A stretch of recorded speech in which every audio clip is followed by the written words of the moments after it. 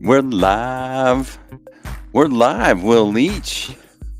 Hello, Steve. How are you today? I'm doing excellent. Walking the ducks here. Hey, everybody, it's the Mindstate Marketing Hour with Will Leach, our favorite scientist. He's written a book. We talk about it. Today's topic, should you change your business direction? Here are the top signs it's time to try something new. Will, what's going on? You going through a midlife crisis? I went through a quarter life crisis. Did we talk about that? Where I grew my beard out when I was like 30. I have not gone through a midlife crisis. But it's always a good time, Steve, to talk about change. When should we change? All that stuff. No midlife crisis yet. Not yet. I'm still a young man. He's a young man, folks. He's not there in the midlife crisis yet. I may have had one myself.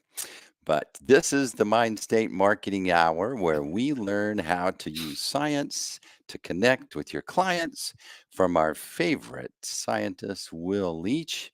He's written a book with a new look, Marketing to Mind States. Look at the hands, the little happy hands. What do they call them? Jazz hands with the is he conducting?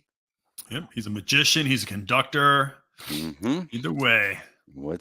So Will, how are things going? It's been a couple of weeks since you and I connected.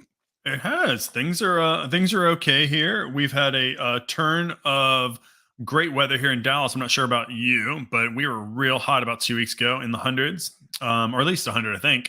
And now we're back into the 70s, but it's going back up. So summer is quickly approaching, but we still got a few days of spring and doing a little bit of travel. I've been at a couple conferences. I was at a conference last week. I was at another conference the week before. So speaking engagements are going up. Clients are out there talking about behavioral science, and that is a good thing for us. Well, awesome sauce. So today's topic, should you change your business direction? Here are the top signs. It's time to try something new. That sounds like danger. It's easier just to stick to the way we've always done things. Well, that's what it feels. I think from an evolutionary psychology perspective, it feels good to not change. It feels good to not want to, do things. But I will tell you that there are times in your business where change is needed, whether you like it or not. And if you do not change, then there are some real repercussions. And you probably know a lot about that out there if you've been listening and you've been along for the ride. When we went through COVID, a lot of change in businesses happened after COVID.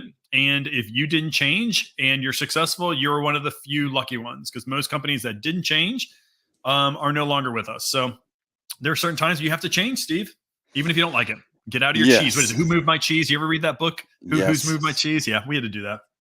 I remember watching this movie about Peter the Great, and there was this one scene where he was standing there yelling at the boyars or whoever the guys that he had to argue with, and he's standing there and the fire's burning in the palace or something, and he's I'm going to drag you into the future whether you like it or not.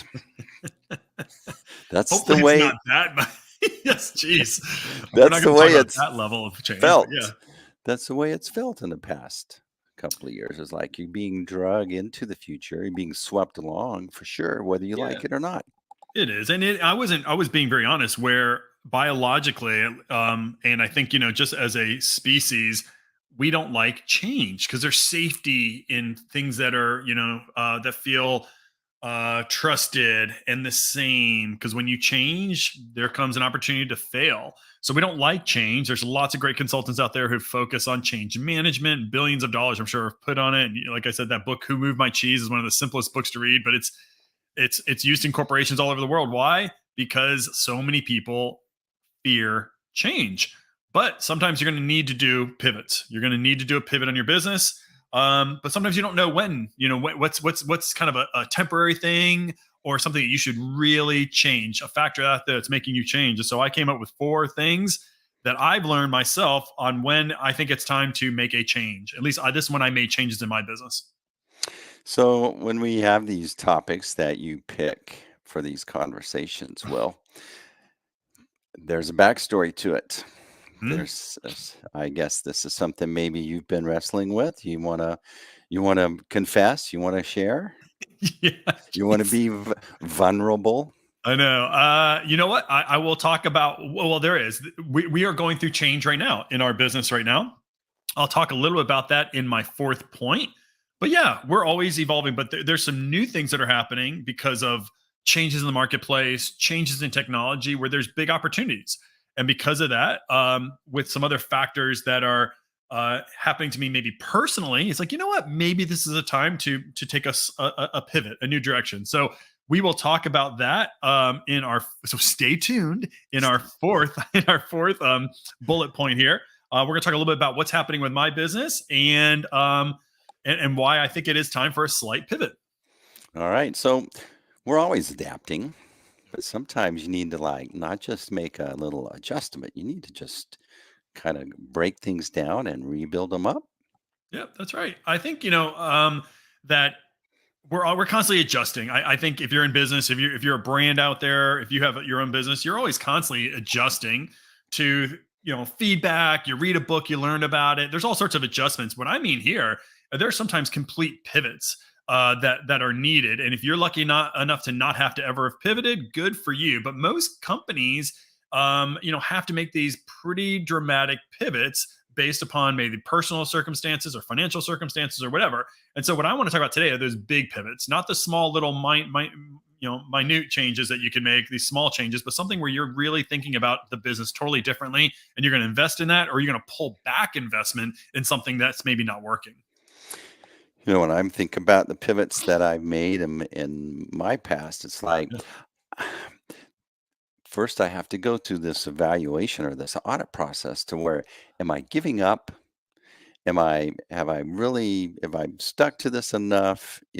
I'm questioning my commitment to the previous direction I had chosen to go. And then am I just like pouting? Am I throwing a fit? Is that why I'm changing things? I go to those conversations internally. I know. And I don't have an answer to this. When in your experience have you said, you know what? No, I have given it long enough and it's time to change? Like, what are some of those points? Like, how do you know? Or do you ever know?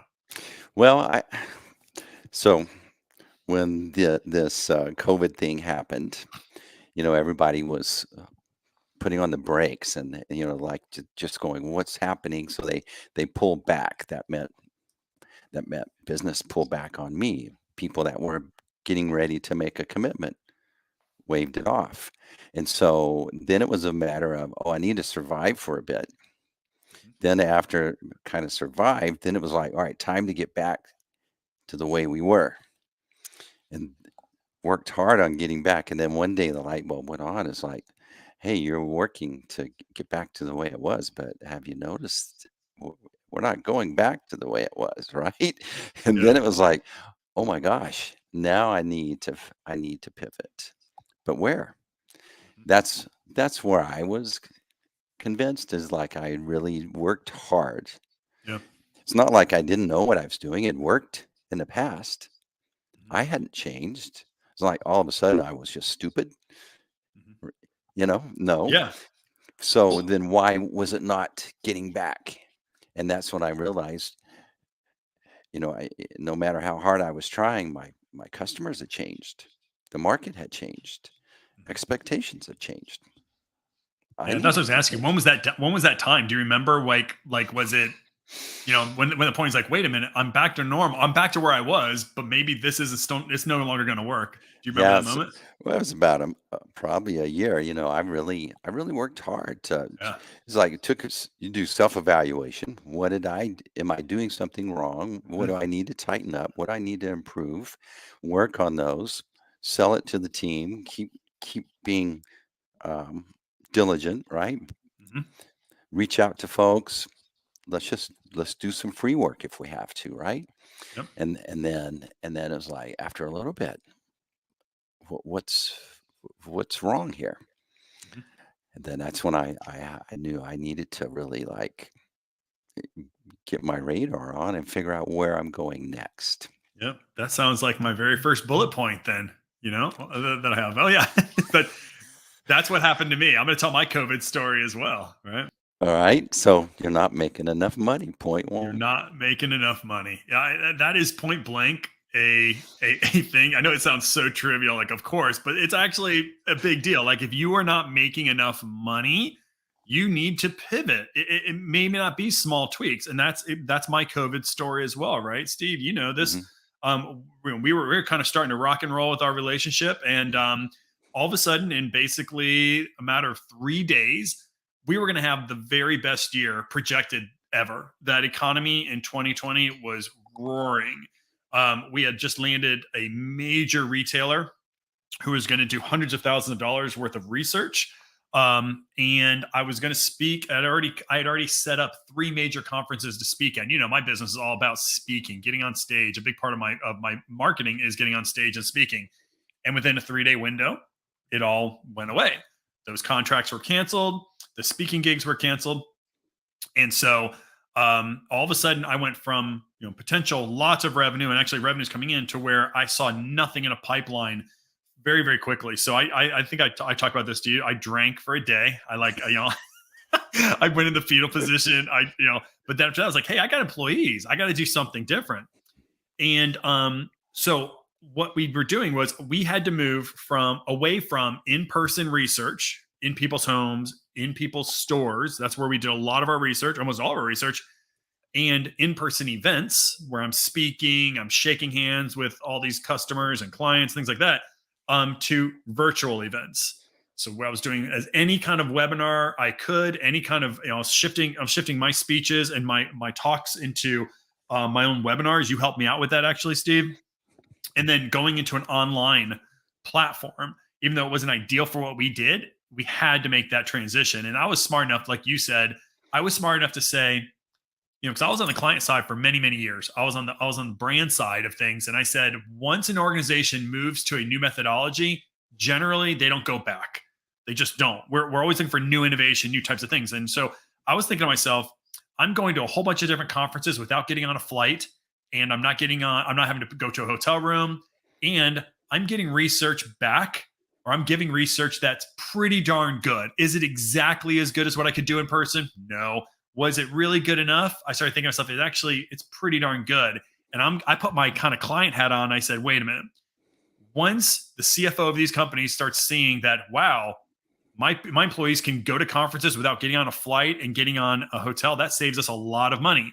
And all these conferences became $0. Remember, they all were free because they just wanted attendees. You couldn't pay for a conference. Same thing with the research. And so I realized if clients are kind of happy and they're nodding their head saying they got some good value out of that, I started thinking to myself, in-person research, in-person conferences are going to be different. And they just are. And 2 years later, they are. I'm not going to as many in-person conferences. We're still doing a lot of virtual conferences. I'm not doing hardly any in-person research because virtual capabilities were enough. So if I'm honest, I didn't pivot fast enough because I wanted that old time. I'm a big believer in being in context in somebody's home, talking to people in their homes, talking to people while they're shopping. And so I didn't pivot fast enough, and my business suffered because of that. It took me a couple of months actually to say, okay, we're going to try to shift to virtual. And now that we're doing it, that's almost 100% of our business now. It's actually really good research. It's really good stuff. So in that case, if you're not making enough money, if you're seeing you don't have a pipeline, guys, and if you don't see that pipeline coming back, you've got to be honest with yourself. You've got to try to pivot and see where the market is taking you. I'm just thinking about that while you're talking. We're on this show that we do. We're going on a year and a half, right? Yeah, that's right. So one of my pivots that I decided is like used to be that my team would take care of most of the work, the delivery work for the clients. And so one of my things was maybe I need to figure out something that I can offer that's unique to me, to my clients, and start working with them as well. Let's keep the ones that are hanging around. Mhm. Let's let's ev- let's pivot. Let's do something different. And one of the ideas that I wanted to do is like, I need my clients in their journey to thought leadership to become more of a really regular thought leader. So why not produce them and do a live stream like this? And so that's what you and I started doing. You remember how you felt when I first brought up the idea? I tried to ignore it. I looked away. I ignored those emails. Yeah, I was. I didn't think it made any sense at all. But that A lot was of work. It typical. felt like a lot of work. There's gonna be a lot of work on me, and I was like, maybe it's okay, but who wants to listen to us? Who are Hmm. we? All those Hmm. types of things. Sure. But that's the same thought that went through all my others' heads as well. But Yep. here we are, and it's been something that has been very positive. Yep. It's helped me explore a new area of being really impactful in our clients' lives, Mhm. and it helped you grow professionally as well. Yep. Truthfully. Yep. Very much so. Very much so. All right, so it brings us. Actually, that's a great segue. Your customers aren't happy. That's right. So this takes a little bit of work because you oftentimes won't know if your customers aren't happy because customers aren't great at giving back feedback. They just quit replying to emails, or you start seeing your repeat business get slower and slower. So let me tell you a time where we made a major pivot. And it was when one of my major clients weren't happy, and they didn't come out and say they weren't happy because that's not what clients do. Nobody comes back to you in email and says, "I no longer like you." But this was a very large financial services company, and we've been doing work with them for about 4 years. In fact, at one point, they're 70% of my business. So if that's not a good place to be. You have one client is 70% of your business, but we loved them. We had a great relationship, and the head of insights there was going to go off and get a PhD, I think, or she went off. She wanted to go off and work on a degree. So she pulled me aside. I was there doing a project, and she said, "Hey, Will, I got to talk to you about this stuff." She goes, "I'm about to leave, so I want to give you some honest feedback." I was like, "Okay, this is awesome. I always love feedback, good or bad, especially bad." And what she said was, "She goes, we love your stuff.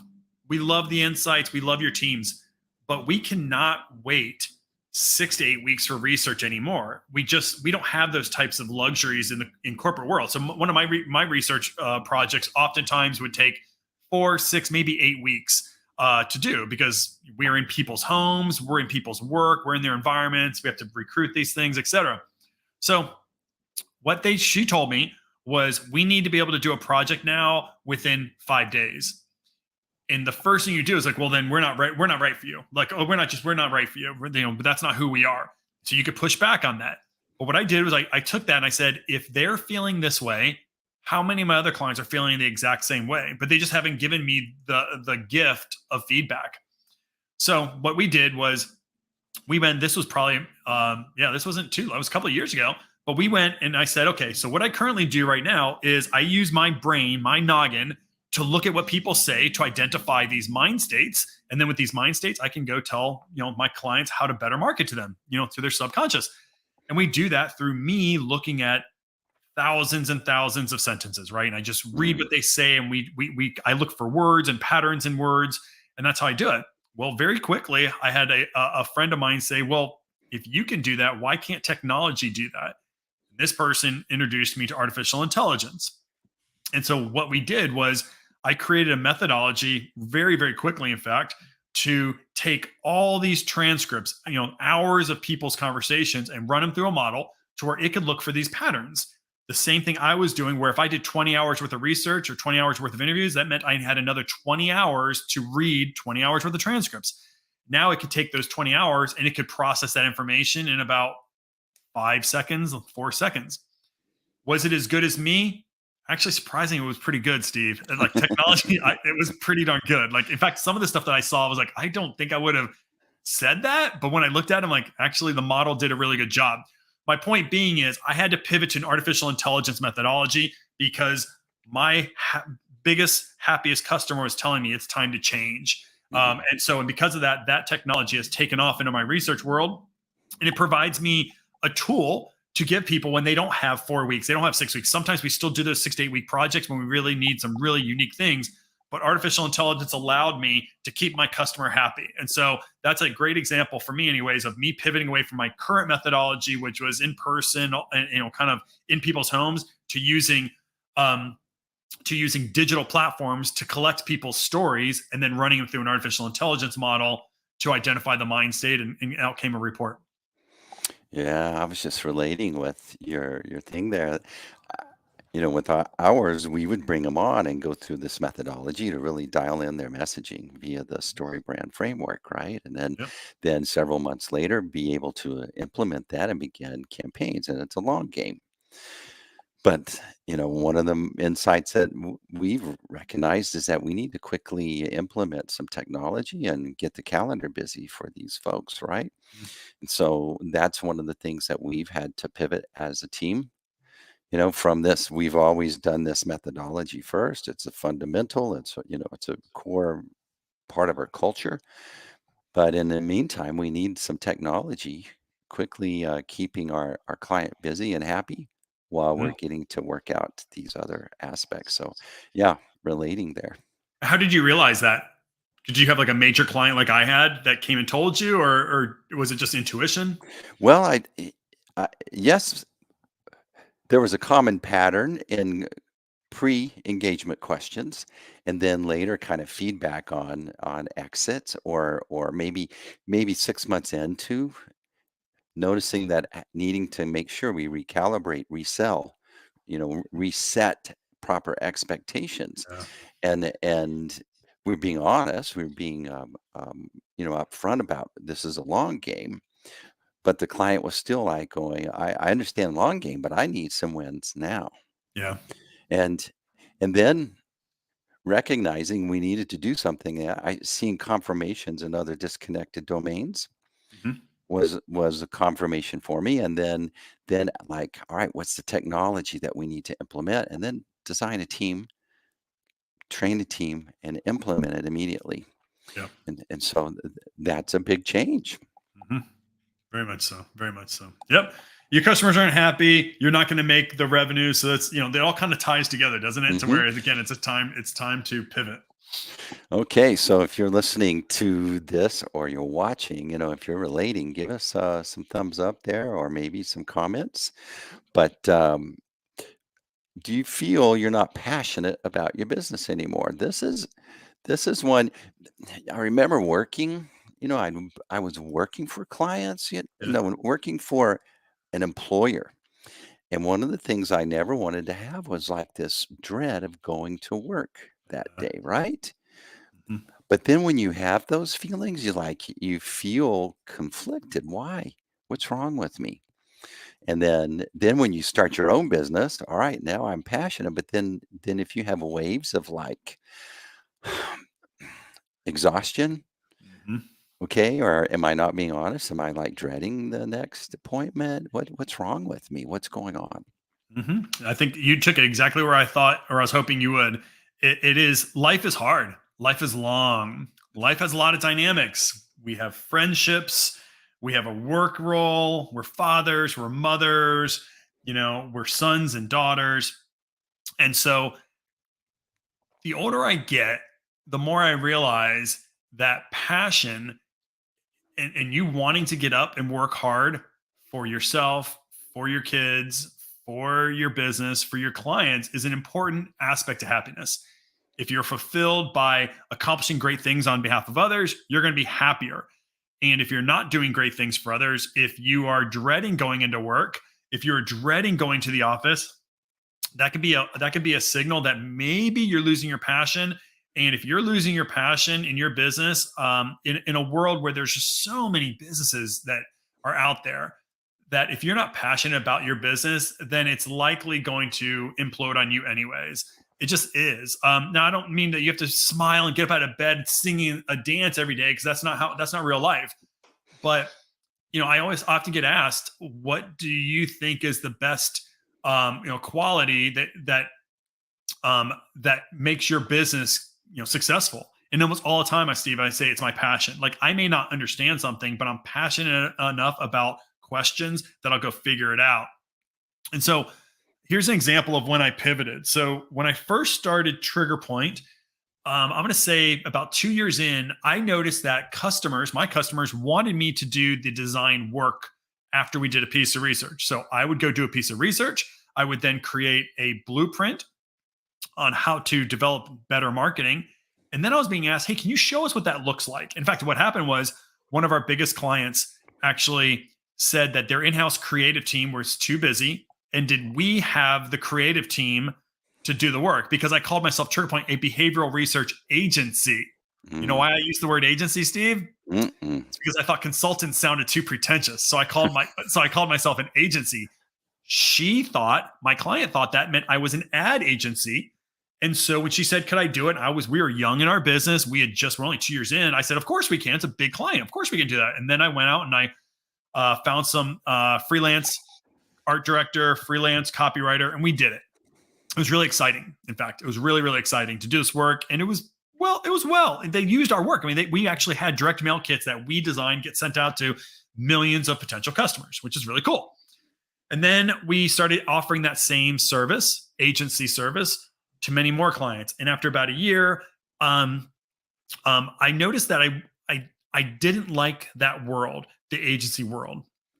And here's when it really hit me. I was at a client one time and we're doing a workshop. And so on day one of the workshop, we're going to present research. On day two, we're going to present out our ad ideas. Now, we were never saying that we wanted to be an ad agency, but if you need an ad agency, we'll help you. So in this workshop, day one, we're not even showing our designs yet. And during a break, all of a sudden, I'll never forget, this team of people came in. It's almost like a movie, Steve. Remember, like in the movies where these people with business suits walk in, they all look just so dapper, and it's led by this tall, blonde, looks like Thor looking guy, perfect suit. He's got manicured nails, and he comes and goes, "Hey, my name," I can't remember, and he comes into our thing, and very quickly he's, "Oh, this is the executive vice president of huge advertising agency. And we're just here to see what's going on, and we're going to be part of your presentation tomorrow," which they were never invited, the way I understood it. But here's what I found out later on. They sniffed, or they heard, that there's some kind of small company out there that's working with their core brand and going to present out creative. So they sent in their executive vice president and all these big wigs. They all those advertising guys. They look great. Their teeth are polished. It looks great. So they came in and they're very nice, Steve. You know how they are. They're always so nice. Oh, hey, we love this stuff, right? That night, we were talking about going out to dinner, and they took the senior person that was supposed to be in our session. They took her out to dinner. She was a senior brand manager, I believe. And then I knew right then, I was like, this probably is not great. They took my client's boss's boss to dinner, which, okay, but I didn't feel great to me. The next morning, we woke up to an email saying, "Hey, listen, we've decided that we don't want to use day two to show these renderings, these advertising things, because we've been talking about how does this integrate with the brand. Some bigger things have come up now, so we're going to go ahead and let you guys off the hook. You don't have to do day two." And I remember that feeling of, one, I knew that there's nothing I could have done about that, Steve. Like, these people, they know what they're doing. They can protect their accounts. They know the right dinners to go to. They do great things. That's what makes these agencies so big. But I do remember thinking to myself, I was out of my league in that I didn't understand the dynamics of what happened. Word got out that there's a startup, and they came in and they squashed me just like that over dinner, is my guess. They squashed me, and no longer was I this company's client. It's a big client, a big company. So they stopped looking at me as an agency. And you know what's so funny about that? That I was talking with my team. We're getting ready to go to the airport. In fact, here's what we did. We took one of those tour buses that take because we had a whole free day, but we weren't going to leave until the next morning. So we took one of those cool tour buses that they take you around the city, because we had nothing else to do. And so we were talking on that bus, and I told my guy, I actually felt relieved. I felt relieved because I looked deep down inside, I'm not an agency guy. That's why I hire you, right? I'm not a creative director. I love the insights that go into that, but that's not my world. And I always felt a bit, I felt tension. I felt pressure in a world that I didn't love. I thought it was interesting, but I don't think I loved the creation elements of advertising. That a part of me just felt this weight lifted off. And then we shut down that whole group about 3 months later, because I just knew that wasn't my passion. It put a lot of stress on me. It's other people's passion for sure, not mine. And so now what we do, if we do get people who ask us to do that, I outsource that. I'll go outsource it to a local agency if I'm asked for it. But little by little, I don't get anybody asking me for it anymore, because I don't even talk about it anymore. I don't talk really about that we do design work. But that's an example, hopefully, guys, that when you're not passionate, I didn't fight for that meeting. I kind of knew what was happening when they took that senior brand manager away. I probably knew what was happening, but I didn't fight for it. That's a sign that it was time for me to pivot out of that business. And it was a good thing that we did. I'm thinking of your story there. That part of the business didn't connect with your why you started it in the first place. You were doing it as a favor. You were doing it to make your client happy. little out of your wheelhouse. You have the chops to set up a very good agency, but it's not what you started. And it doesn't you would have done that if that really resonated with the why will the scientist Yeah. writes a book, right? Mhm. No, I love that. Why? That's actually, I'm going to say this word and I hope you take it right. That's profound, Steve. Like it really, it is.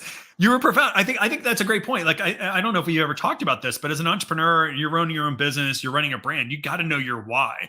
And the why is great in that it gives you direction on where to go, but people forget that the why also tells you when to not go down other paths.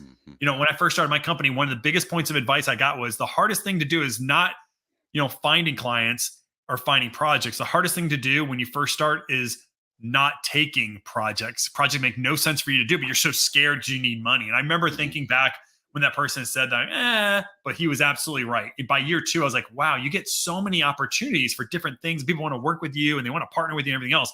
And if you don't have a strong why, then you take on those opportunities because you don't have a clear North Star. And when you don't have that clear North Star, you get into designing agencies and you have to get manicures all of a sudden. And you have to like, Polish your teeth and yeah, you have to polish my teeth. I had to go wear suits and stuff like that. So yeah, you're right. It didn't fit my why. And I don't think I knew that at the time until you just said that.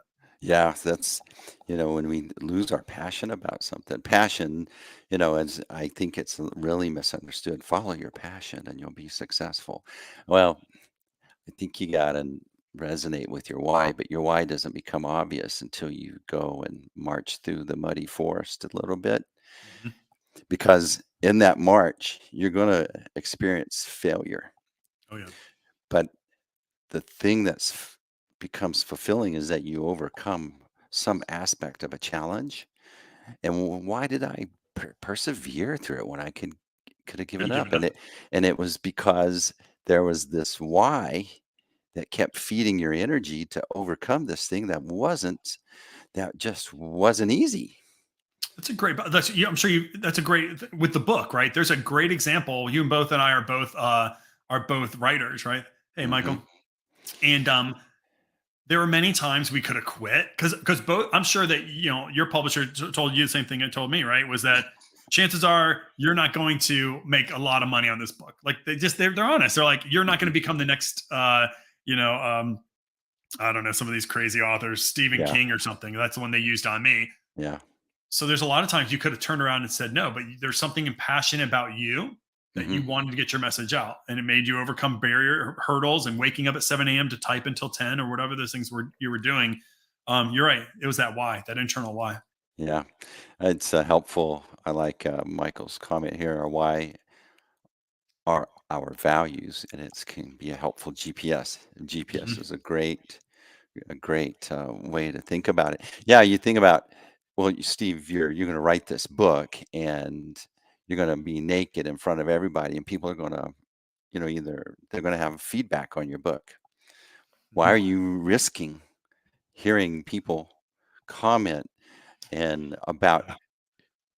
something that's very personal to you, so much so that you write it down and you push it out into the world, Mhm. and people can like think, man, this is crap, right? Yeah. And And they'll some let you do. know too. They let you know. or or to be like, gosh, I love that you wrote this. Thank you for writing that, right? There's something at risk there. And it has to do with your why, Mhm. is why you're willing to put that out there. I agree. I agree. So you don't have time for your business is number 4. This Yeah. is So yeah, if we're talking about, moments where you think it's time to pivot, this example of hopefully some entrepreneurs out there can identify with this. This is a characteristic of me. I do this a lot. When I get interested in something new, I go take it on. I add it to my plate. I add it to my plate. So if you guys don't know this about me, I have lots of different kind of businesses. If you think about it, I have Trigger Point, which is a marketing research company, which is the start of my entire entrepreneurial career. And then I also have a company called Mindstate Group, which is a training company. So we have videos and we have different programs to train people how to apply mind state marketing in their business. Well, then I'm also an author, right? So I sell books, I go to conferences about this stuff, I speak all over the world on this stuff. I also teach, that. So I'm teaching at Texas A&M University, and I teach at SMU down the road here in Dallas. So I take on these things.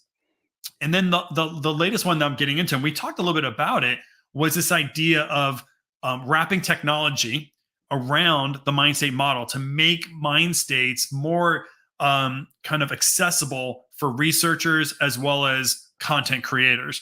So, in my book, I talk about how do you uncover these subconscious factors that you can use to make better marketing. And it was from a conversation I had with somebody who went through my program. They said, Will, I love this stuff. I love applying Mindstate Marketing to, they're an agency, to our creative, but we push out 50 posts a day just for one client, How do I integrate this methodology and this philosophy across 100 different employees to where it's always embedded into there? And I said something very superficial, like, well, it just has to be part of your culture. And looking back, that's probably a bit embarrassing, right? How do you know how it is? How do you get your culture, all 100 people who come and go, and they have their own priorities and their own wants and their values and beliefs? How do you really integrate Mindstate Marketing? Well, maybe it's a technology solution as opposed to a cultural solution. So I'm now getting involved with artificial intelligence and wrapping it with natural language generation to where we can take mind states and apply it through technology to where you can hit a button and the words will come out for you. So that is a whole new area of business. And I think it's a big idea.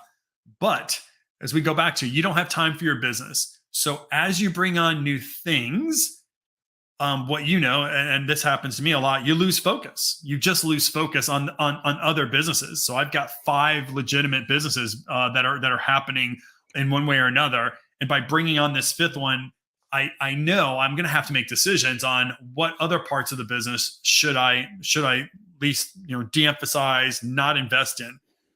So my point on this is, when do you know when to pivot? Sometimes for you guys, if you're like me, where you're into all these different types of businesses and opportunities, you need to be able to know when you don't have time for your core business, then there's a good chance that you need to pivot something away. Because one thing I will say is that when you focus on always starting a new business, your old legacy business suffers. And if that's what's driving revenues for everything, then you're hurting yourself by focusing so much on growth that you will run out of cash because you're not focused on your core business. And so if you don't have time for your business, it's probably a good sign that you should pivot, get rid of something, de-emphasize something, so you do actually have time to focus on your core business. Yeah, that's a hard when you're trying to develop an initiative. In the long run, it's going to be very impactful. But again, it's as a leader of a business, we're in charge of directing resources that we have available, and they're finite. Mm-hmm. We're just a small 1-man show, 2-man show, 20-man show, whatever. 20 people show, but we don't have the luxury of unlimited resources. And so therefore the ones that you do focus on, they need to come back to your why, I really believe. And I think that helps you with your pivot conversation. It does. So if you guys, if you're listening out there, if you took all these, you notice how they all actually kind of come together. And, if you're not passionate about your job or your company, if your customers aren't happy, if you're focused on too many initiatives and not in your core business, then you're not going to make enough money. So these all kind of work together, right? So the idea here is that these are 4 things that I'm going through or have gone through that I made these big pivots. Those pivots have sometimes worked on my behalf. Sometimes they haven't. I think most of them have worked on my behalf. But it's important to know when the time is right to reflect on your business and make a big change. Because if you don't, then some really bad consequences can happen. So, Will, we're at the end of our conversation here. I've enjoyed it. I love this conversation. This is something that everybody wrestles with. And it's like you don't have a lot of people to go to and talk about it. Mm-hmm. So it's nice to hear folks conversate on something that everyone wrestles with. And what do you do? How do you approach it? Are you asking me? Okay. Yeah, no, how do you approach it? Exactly right. Yeah. Okay, so we want to feed some ducks here. So Will, people have been listening. They like you. They want you to look over the shoulder, give them some advice. What do they do? Yep. So what I've noticed in my business is that some people just need a helping hand. They just want to get some direction. And they know that Mindstate marketing is important, but they don't know how exactly to apply to their business. So what you can do is you can go to mindstategroup.com and you will find these boxes that say book a consult. And if you want to book a free consult with me, you and I will sit down for 30 minutes. We will talk about your business and we'll actually look at your advertising. If you're so wanting that kind of advice, I will actually look at your advertising with you and we'll talk about how I would adjust some things based upon the book Marketing to Mind States, just to make your marketing just sing a little bit better for you. So if you want kind of somebody with you, in the trenches with you, looking at and optimizing marketing, go to mindstategroup.com and you can schedule a free consult with me. Speaking of Will's book, if you haven't read this book, go get it. Marketing Mind States. People approach decisions every day and they tee up in a state of mind. If you're not aware of what that state of mind is that folks consider your solution, then your messaging is missing the mark. It's falling short. It's a one size fits all. How cool would it be if you could actually make it resonate better with the folks that have a certain state of mind when they consider your product or solution? So get the book, Marketing in Mind States. It's in all the stores, right? Can you get it in Target? Target.com, I bet you can. Yeah. Listen, all that stuff on the bookshelf. I once had a very famous author tell me that's all just for vanity purposes. Like, you don't make any money when they're on the shelf. Like, I used to go in the airport, Steve, and I'd look for my book. And I was like, and one time I had somebody say, if you want your book in the airport, here's what you do. And I asked my author friend, he's like, Will, it's all vanity. There's no margin in books in the bookstore. So he made me feel better about it. So I'm like, good, I'm not going to do it. Well, we don't write the book to make money off the book. We write the book to make relationships that come from the folks that read the book and appreciate what you're talking about. You got that right. All right. So here we go. Let's see if I can do this using the technology that I adopted when I needed to pivot. Here we go. It's called the Mindstate Marketing Outro. Hey, be sure to listen to our stuff on a podcast, any of the podcast channels you love. Subscribe to the Mindstate Marketing Hour. And if you like to watch it, watch on YouTube. So Mindstate channel, we've got our videos there. So there was this movie with Peter Sellers and it was called the Gardener, I think is what it's called. And the only comment he would usually say is, I like to watch. And so I thought about that when I said, if you like to watch, my mind went to that movie. It's a really funny movie, Peter Sellers, The Gardener. All right. I haven't heard that name in a while. All right. Well, any last comment before we hop off? No comments. I'll see you guys in about 2 weeks. We're doing this show for 2 weeks for a little bit of the summer, but we'll be back. Oh, and I think pretty soon we're going to have a guest. Guest going to be talking to us here really soon named Brooke Tully. So I'm looking forward to introducing you all to Brooke Tully and her movement. I'll just leave it at that. She's creating a movement. Awesome. Exciting. All right, folks. Thanks for listening. Thanks for watching. Thanks for commenting. We'll see you next time on the Mindstate Marketing Hour.